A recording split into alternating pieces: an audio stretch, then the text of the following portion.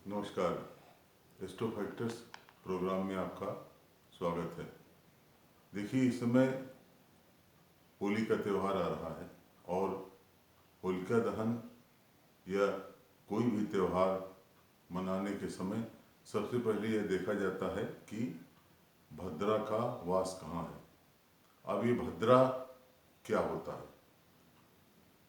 भद्रा, देखिए, इसको कहते हैं कि भद्रा एक प्रकार का अरिष्ट काल होता है। जो शनि भगवान हैं, उनकी जो बहन है, उनको भद्रा का नाम दिया गया है। अब ये जो भद्रा है, और ये कहते हैं कि ये भी सूर्य भगवान की पुत्री हैं और सूर्य की जो दूसरी पत्नी थी, यानी जो शनि की और भद्रा की जो भी माता हैं, उनकी छाया के ये दोनों संतानें थीं। तो अब भद्रा के 3 प्रकार के निवास होते हैं। भद्रा का एक निवास पृथ्वी पर होता है, एक निवास स्वर्ग में होता है और एक निवास उनका पाताल में होता है।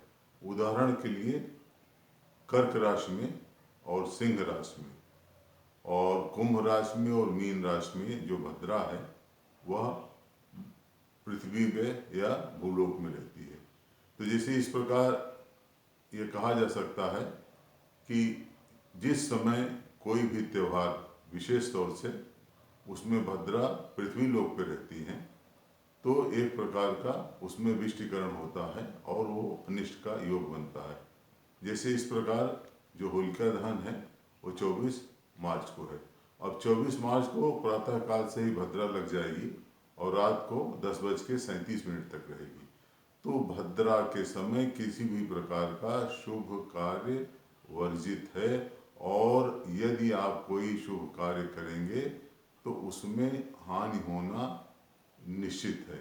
इसीलिए कहते हैं कि यदि आपको कोई कोर्ट कचहरी का केस करना हो, किसी प्रकार का मंत्र तंत्र करना हो या किसी प्रकार की साधना करनी हो या किसी प्रकार का क्रूर कर्म करना है, तो वो तो आप भद्रा में कर सकते हैं।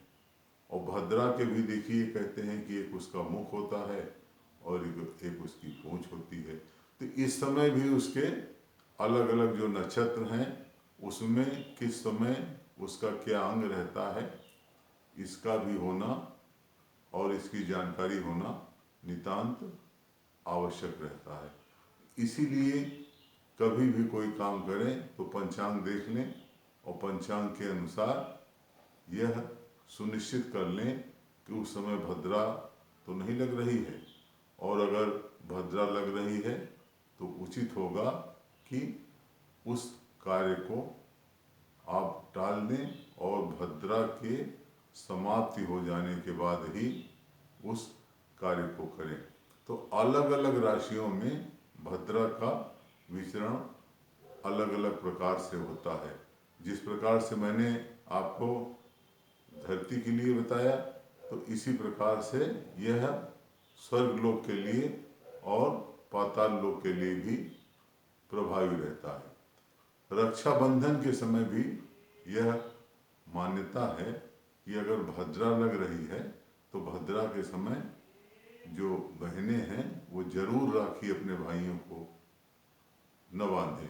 शास्त्रों में इस प्रकार का विवरण आता है कि जो शूर्पणखा रावण की बहन थी, उसने भद्रा में ही रावण को राखी बांधी थी और जो एक प्रकार से उसका अनिष्ट हुआ।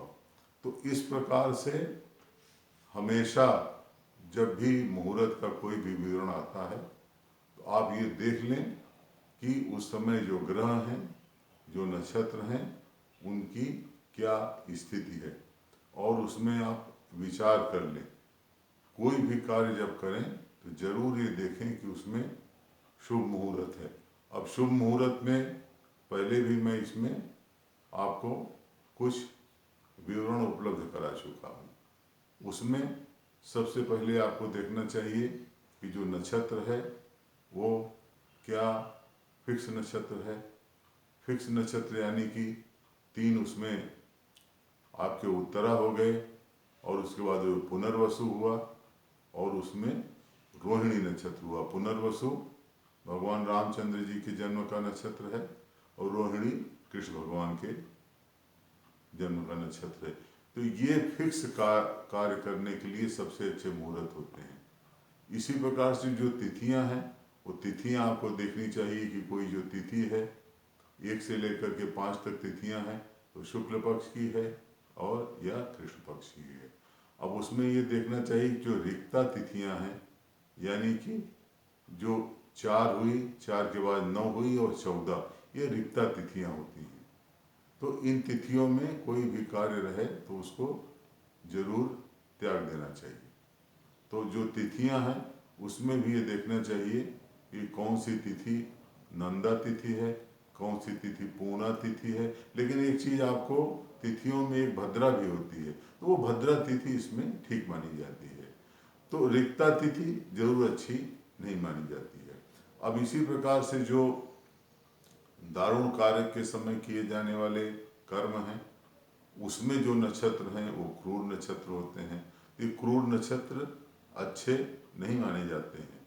तो इन नक्षत्रों में किसी भी प्रकार का शुभ कार्य किया जाना नितांत वर्जित है।